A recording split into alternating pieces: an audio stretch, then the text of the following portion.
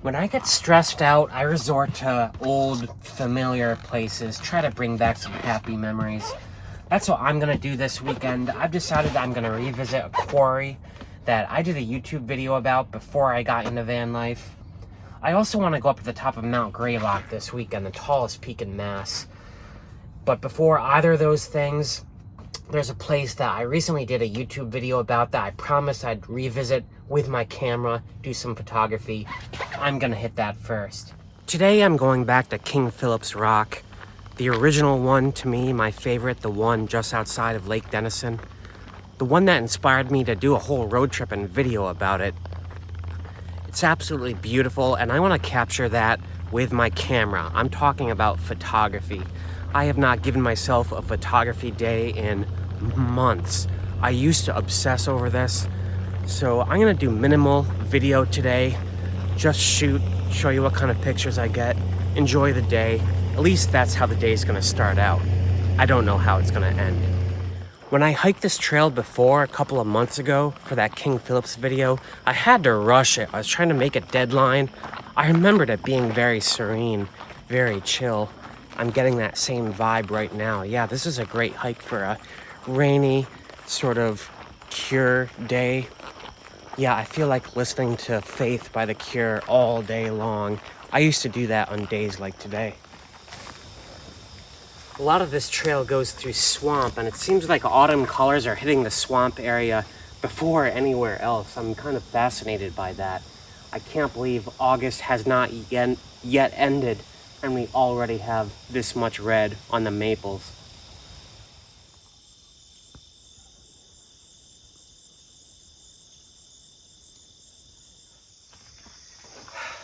I love this stretch right here. I think it's called the Miller's River, right under King Philip's Rock. It's like you have your own little amphitheater, shelter from the rain, where you can watch the river oxbow around you. It's such a beautiful spot. I also bought myself my first present, like since buying the van. The first thing I bought for myself just for my own pleasure, an inflatable kayak. Actually, it's not inflatable, it's foldable. I guess kayaks unfold like origami now. I don't know. It's supposed to come in a few days. I want to bring it back here, take it on these stretches of river, and all the other rivers I encounter on my hikes.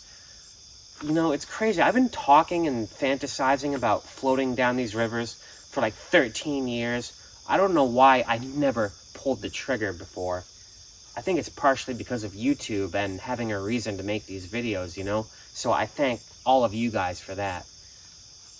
Meanwhile, I'm gonna enjoy this scenery here for a little while before I start hiking back, figuring out where I'm gonna sleep tonight.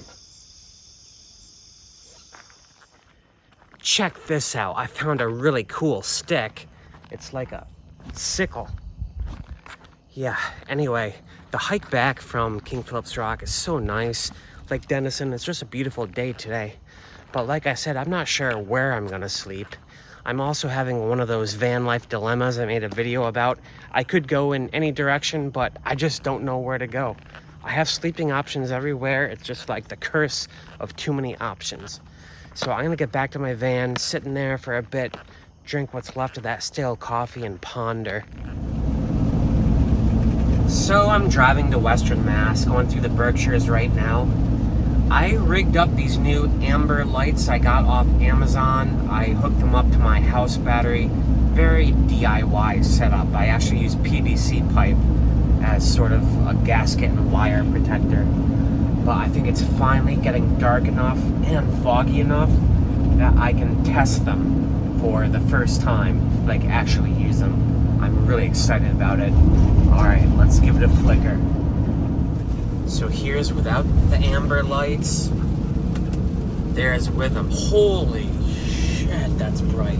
Yeah, I gotta be careful with that. I need to make sure I test that not on a highway, but on like a little dark dirt road. So let's turn those brights on again. Yeah, that is so cool.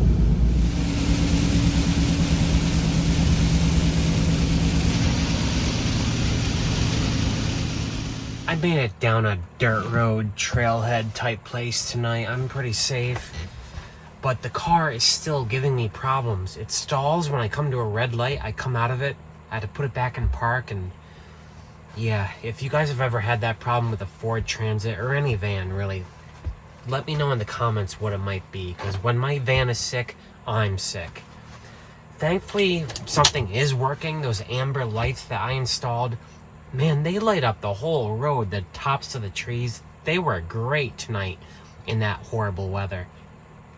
I'm not sure what the etiquette is about turning them on and off for oncoming traffic. Are they as bright as high beams?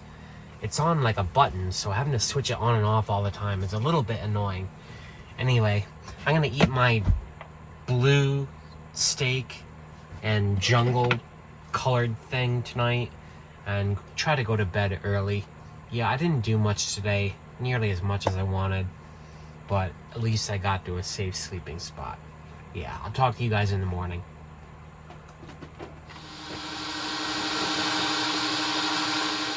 I wish I could say I slept well at that trailhead last night. I mean, the place was fine. There were actually a couple other cars overnighting, but I just could not stop thinking about my van. In the back of my mind, how has this issue of stalling at red lights? It's driving me crazy. I brought it to Ford 3 weeks in a row now. Yeah, when the van is sick, I'm sick. I actually went to the car wash first thing this morning. Even though it's a beautiful day, I should be out hiking. September 1st, the unofficial start of fall. And it's a beautiful day. Some of the colors are already starting to change. To help get my mind off all the car stuff, I came to the Beckett Quarry, this beautiful quarry that ran until the 1950s.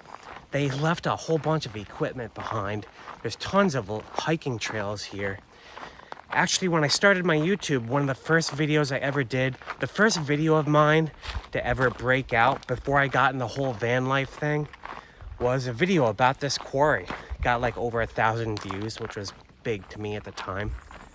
I have not been back here since, believe it or not. So I thought this would be a great trip down memory lane, help alleviate my anxiety about the van. Just try to listen to the birds, maybe see an otter or two.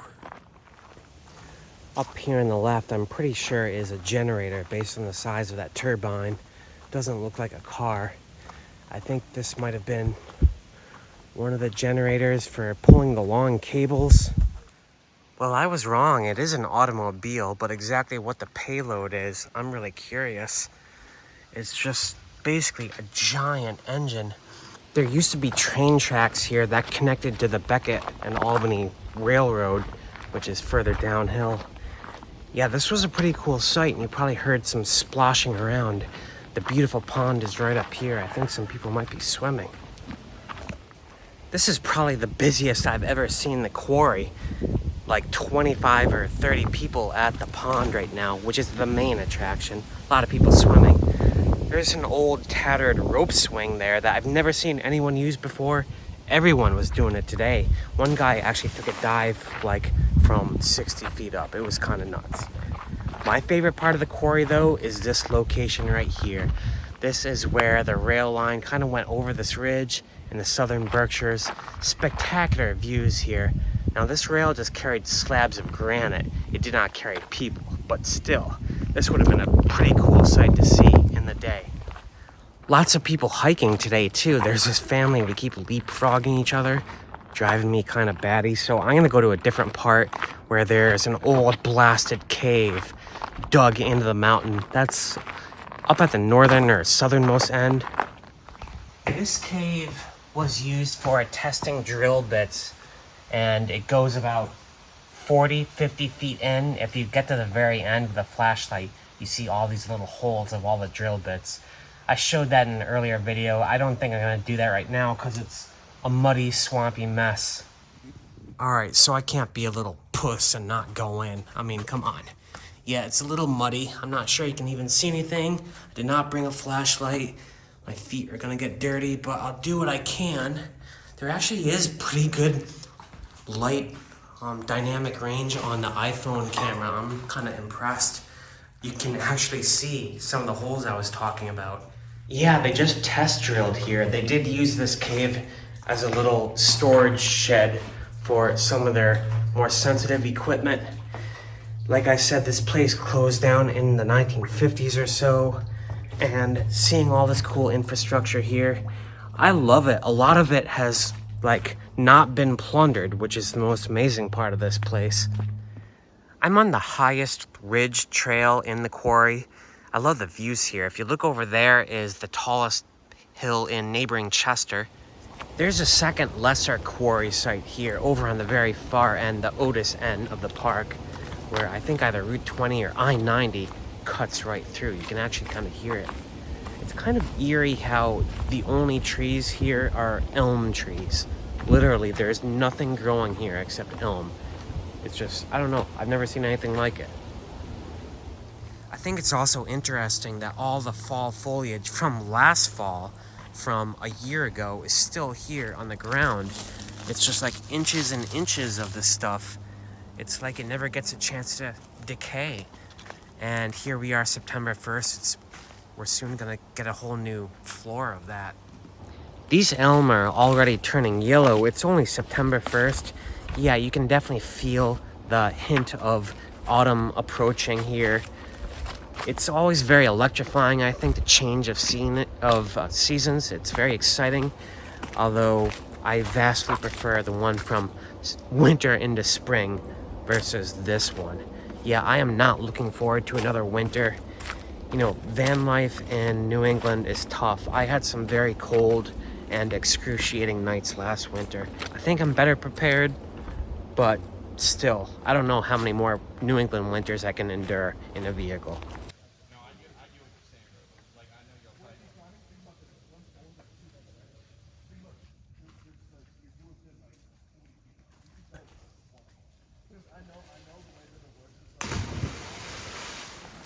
I couldn't leave this place and not take a dive into that quarry pond. There's actually a bunch of guys here doing a 30-foot ledge. I did about 20 feet, and there's a 50-foot ledge here. I thought about doing that, but I would need someone here to film something like that. I need proof. I also took it as an opportunity to shave while I was in there. Yeah, hey, I'm a van dweller.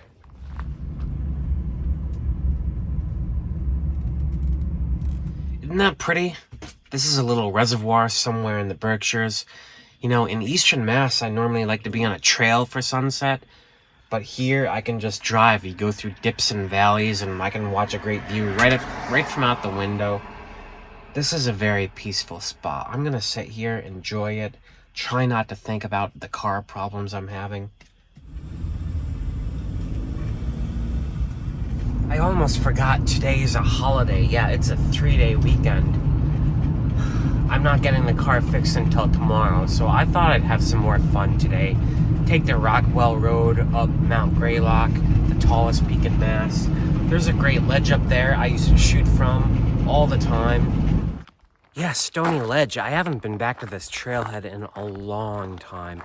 I actually stealth camped in this parking lot right here, like maybe 10 or 11 or 12 years ago, back in my rental car days. Slept in the trunk. A patrol officer came through at like 1 in the morning. I kind of like hid in the trunk of this little sedan. It was so much fun. Can't do that tonight though, because I think they locked the gate at the bottom, and I want to bring this car to the mechanic first thing in the morning, like 7 in the morning. So I'm not gonna risk getting locked in. Today though, I have all my camera gear. You know, I have concluded that I have missed photography. I've barely done any this year. This ledge always inspired me, so I'm gonna enjoy the hike. Try not to do so much talking and just, you know, take pictures and stuff.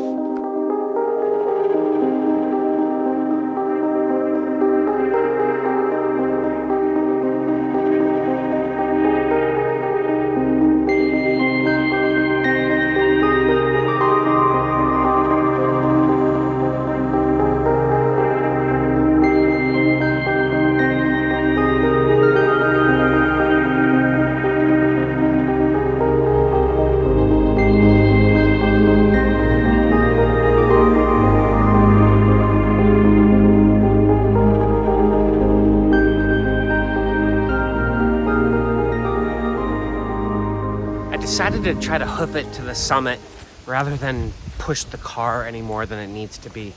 I'm taking the Jones Nose Trail. Starts off in a beautiful alpine meadow. That's Saddleball Mountain, the first ridge we'll be going up.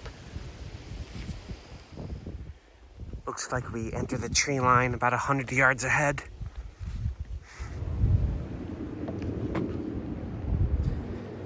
This pond right here is the highest water body in Massachusetts. It sits at about 3,200 feet. It's on the Appalachian Trail. We're only about a half mile short of Greylock summit.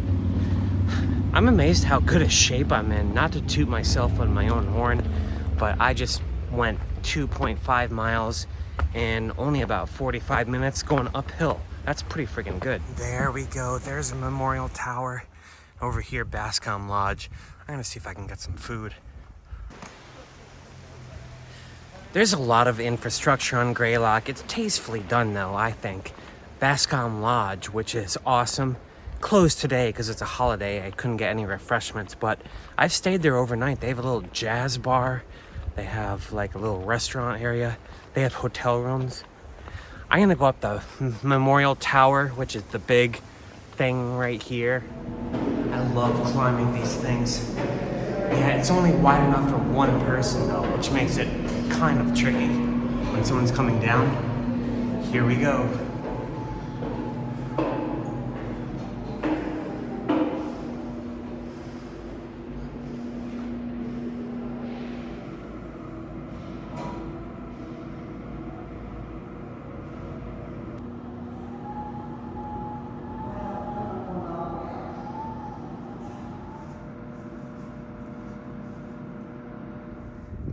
They have up here a panel of all the vistas you can see.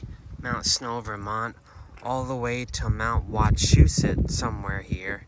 Watatic, that's near Lake Denison. We've done that one. But yeah, Mount Wachusett is 66 miles away. That's pretty far. The views from up there, especially from the tower, are as good as it gets in Mass. You can see the villages of Adams and Williamstown below. You can see 70 miles, maybe even more than that, farther away. Yeah, but sun sets in 2 hours and I have 4 miles to hike downhill back to the van. So I am traveling pretty light. I do have a headlamp if I have to use it. Oh, beautiful light right now. Looks like I might make it back to that clearing near my car just in time for a sunset time lapse. Jones Nose is a high alpine meadow on the eastern face of Saddleball Mountain. Some intrepid soul actually hauled a picnic table up there. It was a great spot for me to chill, watch the sunset. Clouds had a lot of character. Finally saw some great light. And then on the way down, I got stuck behind a porcupine that was walking the trail. Every time I tried to pass by him, he curled up into a ball and hissed. So I was basically relegated to walking at his pace for the last quarter mile. Dumb wildlife, you know. I'm sorry. Anyway, he finally climbed a tree and got out of my way. And I felt something tonight that I have not felt for months. That's cold. It got chilly up there. I don't want to be cold. I'm going to sleep comfy cozy in my car. I might even run the heater tonight. And it's only September 2nd. Yeah, I'm not sure where I'm going to sleep. I'm probably going to sleep at a big box store. I don't feel like doing another trailhead. I need to be very close to my Ford dealership in Pittsfield. They're taking my car in the morning. Yeah, let's see what I can do tonight. Oh, yeah, so I am stealthing tonight, guys, and I am bundling up. Can you tell? It's only September 3rd, and I'm already wearing a hoodie and sweatpants. Summer is supposed to last another 3 weeks. Speaking of 3 weeks, that's when I'm supposed to take my road trip down to Florida and back. I was really looking forward to that, but I need to get the car fixed. I need to take this to Pittsfield to the Ford dealership at 7 o'clock in the morning. I'm going to get there first thing, so I'm calling it an early night. It was a successful weekend. Even with the car anxiety, I had a lot of fun revisiting the quarry and Phillips Rock and Greylock, all those places. I actually did 20 miles of hiking today, believe it or not. That Jones Nose Trail up to Greylock and back was 8 miles round trip. The other one was like 6 or 7. Anyway, yeah. Best of luck for me tomorrow. Wish me the best. Things will get better, I'm sure. Alright, peace out, everyone. See you in the next adventure.